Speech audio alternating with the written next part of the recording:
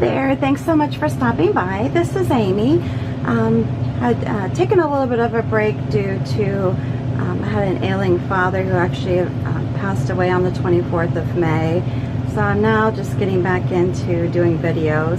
So now I'm going to paint a hurricane glass, and I'm going to do a pear blossom or pear tree blossom flower. I'm going to be using Wicker White and my Thicket, which is green, and then those two colors will actually be used for the flower petals, and then I'm going to be using forest moss and the Thicket green for the flower, the leaf petals, and then some berry wine and the Wicker White for the little inside of the flower, the little stamens.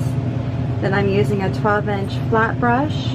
This is the one-stroke brush, and then a liner brush by Glass Art by Dynasty, and this is the number 23 liner brush. And let's go ahead and get started. I'm going to start with my flat brush doing my flower petals, and as I mentioned, I'm doing those out of the Wicker White and the Thicket, which is the green. One thing that's kind of hard for me on this type of a flower is trying to keep it mostly white. The green is used to give it some definition and to make the petals of the flower stand out a little bit because they're actually white, but you need to have a contrasting color in order to get them to show up. But I'm trying to keep most of it white with a little bit of green in the center, and I have such a hard time with that. Okay, so this is going to be the main open bud, and I'm just going to do a 5-petal flower. And again, like I said, I'm trying very hard to keep it mainly white and not mostly green, which is kind of hard at times for me. I have a tendency to overdo it with the color. Eyes typically start towards the top of the glass when I'm doing this. I am left-handed, so it's possible that your flower will need to start in a different direction than how I'm painting mine. So keep that in mind when you're creating your flower. So I'm getting a little bit deep on the green here.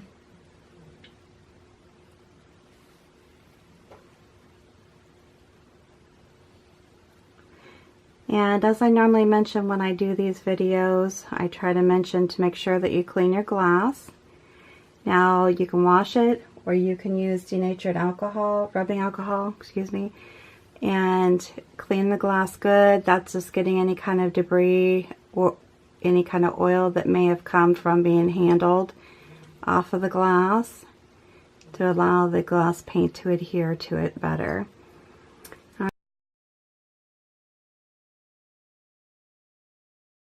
Okay, that's the first stage of this flower. Now, if you want, you can let this dry a little bit and then go back. But for the purpose of the video, I am going to go ahead and add my second layer of flower petals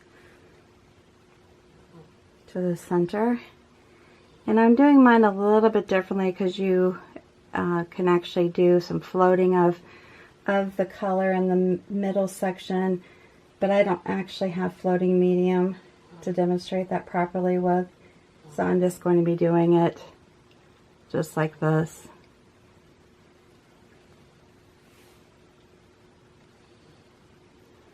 Now, after you've cleaned your glass, you dry it, get it cleaned up. Make sure that if you're going to bake this, that you do with the Vogue Garden enamels, allow it to cure or set air dry for an hour before you bake. And I just totally recommend following the manufacturer's instructions, whatever paint you're using, because there are so many different brands on the market now. And they're all a little bit different as far as what the requirements are. You do not have to prep the glass for using this paint. And you really don't have to do anything else to it once you've baked it. If you want, you can add some type of protection, such as the Mod Podge now has a gloss Mod Podge that you can put over it to give it some added protection. But just keep in mind, these items are hand painted and they are delicate and should be handled as such. Okay, so I have my center done. I'm going to let this dry a little bit and then move on to the next one, which is going to be a partially opened petal.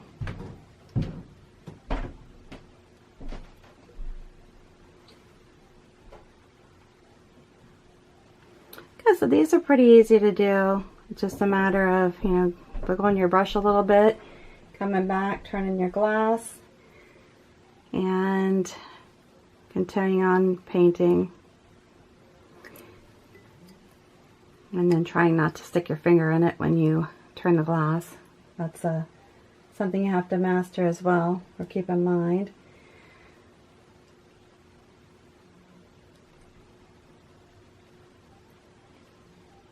But it's fun.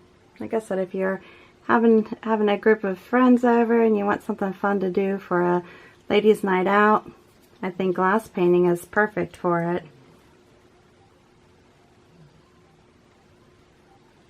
And I'm really now just kind of getting back into doing some glass painting. So this is kind of, I'm kind of rusty at it. So I used to paint hundreds of glasses, literally, a month.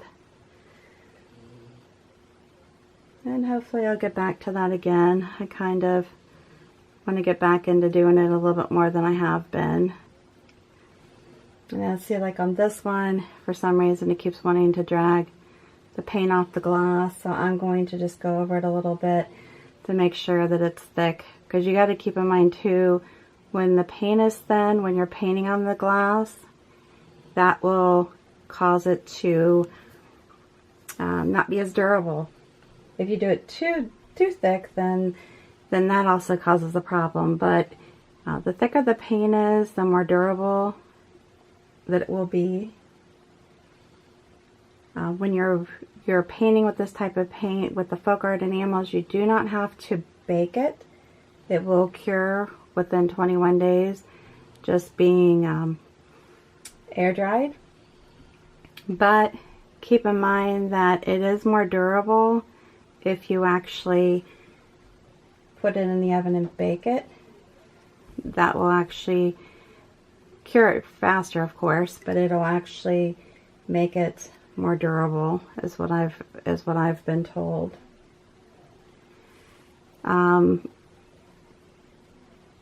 Alright, so basically at this point I've got the basic flowers done, and then I'm going to go ahead and do some stem work. And I know when I was doing the practice on this is where I was having issues with it wanting to be thin.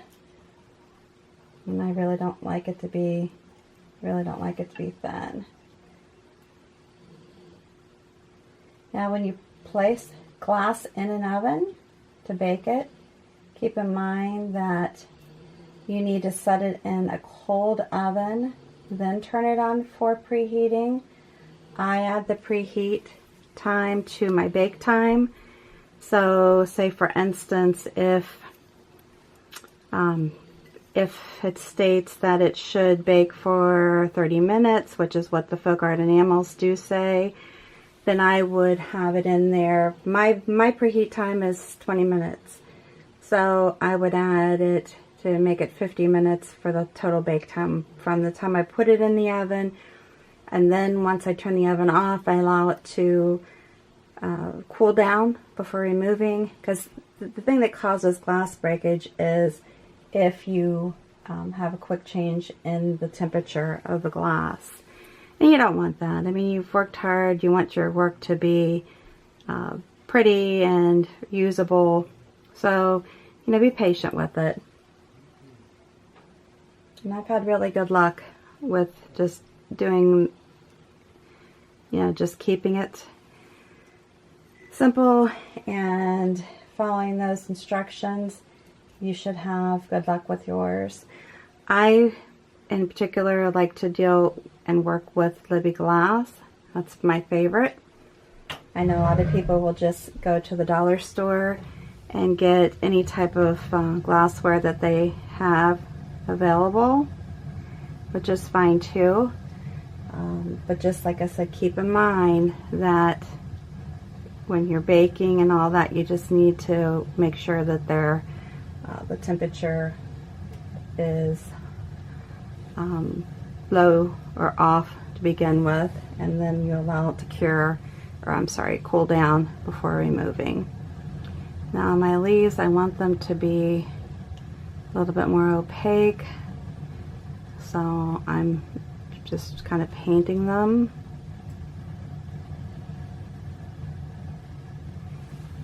Kind of get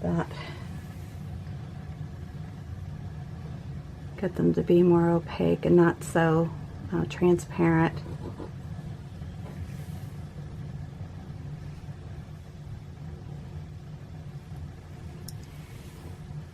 You know what, there might be something on this glass, but for some reason this glass kind of wants to not hold the paint on very well. And I've cleaned it, so I'm not sure what the deal is. And once again, like I said, when you're trying to paint the outer part of the leaf, or not the outer part, I'm sorry, around the glass, just keep in mind that you have already painted on it, so you don't want to stick your fingers in it, which I have a tendency to want to stick my fingers in it.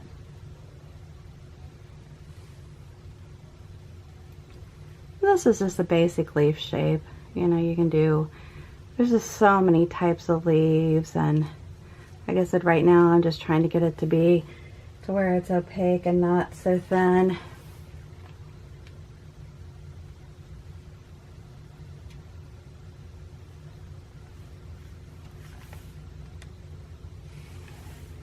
I like them more opaque. I mean, I think if you're doing a stained glass look, that's awesome. But I know too that there's different paints for different styles, and I would definitely check that out before I, try to do a different technique with, different paints. Some work better than others. I hope that makes sense. And with your painting style, you might find that my favorite is folk art enamels, but you may find that yours is Liquitex or Peebo. Or it just might depend on what kind of product you're painting, or what kind of design you're painting. Because like I said, some are better for other things, and you may make a conscious decision on the type of paint you're using depending on the project you're working on.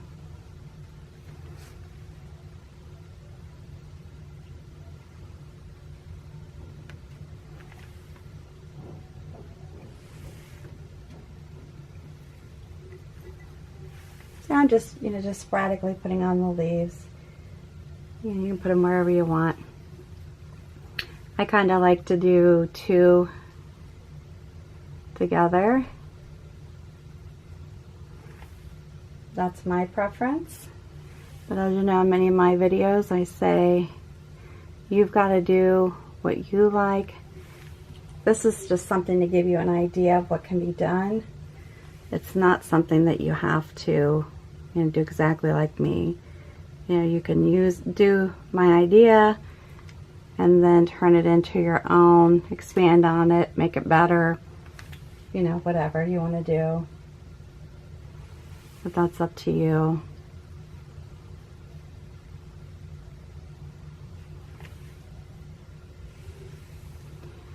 And if you like to do it like that,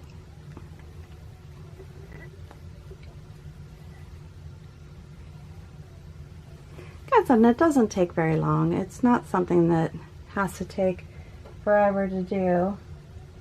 And keep in mind, like I said, I've painted a lot of these, and to have an easy pattern to do makes that makes painting a lot of them so much easier and goes so much quicker because the pattern is easy.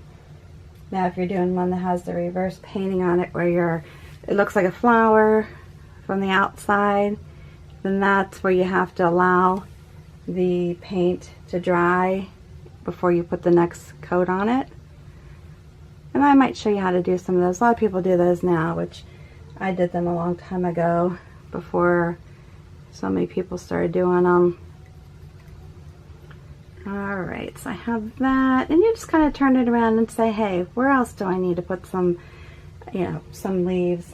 I can kind of have a tendency to go crazy with leaves, so you may not want to follow the way I do it, because I do have a tendency to maybe go a little nuts with them, because I do like leaves.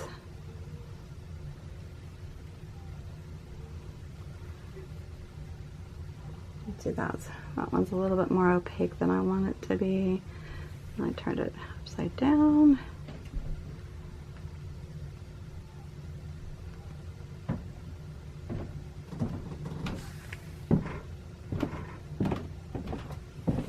And I think the hand painted glass, though, it's a nice gift to give anytime, really.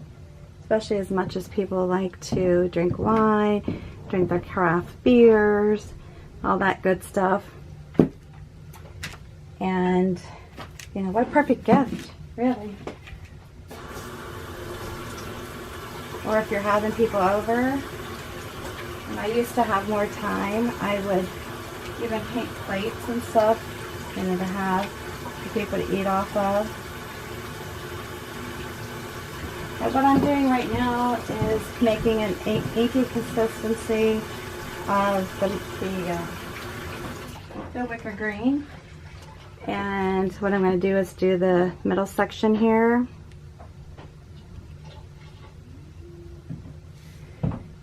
Now what you would typically do is mix it with some floating medium.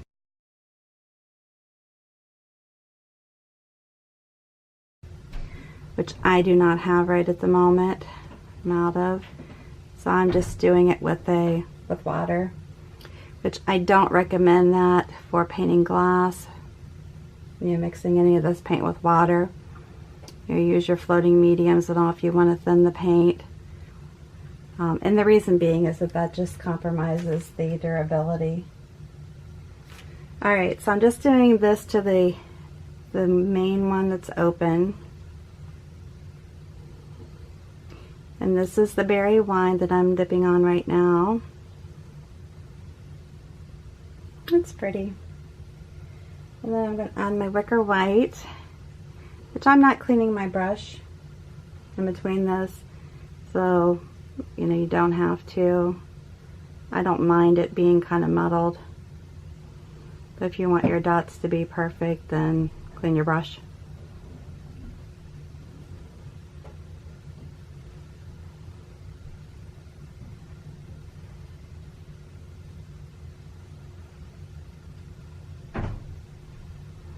Okay, so I have that, and then I have this one, which is a partially open. If you go over, you can just scrape it a little bit like that. Now on this particular one, I could have done the stamen in there too, if I wanted to, because it is more open. And you can put more leaves. Like I said, if you want to put more leaves on yours, you can.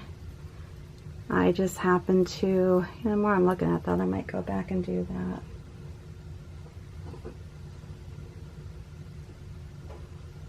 Because it is looking more open.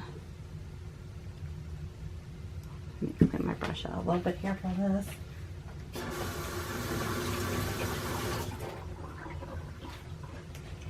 My sample one I did wasn't as open. I'm going to do a better job of closing that. And I'm sorry, my air conditioner just kicked on if you're hearing the background noise.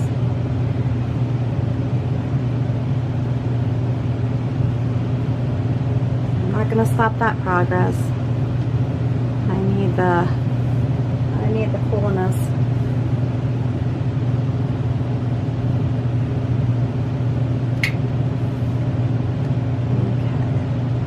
I guess if you had the floating medium, this would actually work better, be thinner.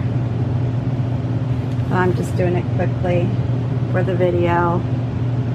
I don't want the video to be 12 hours long.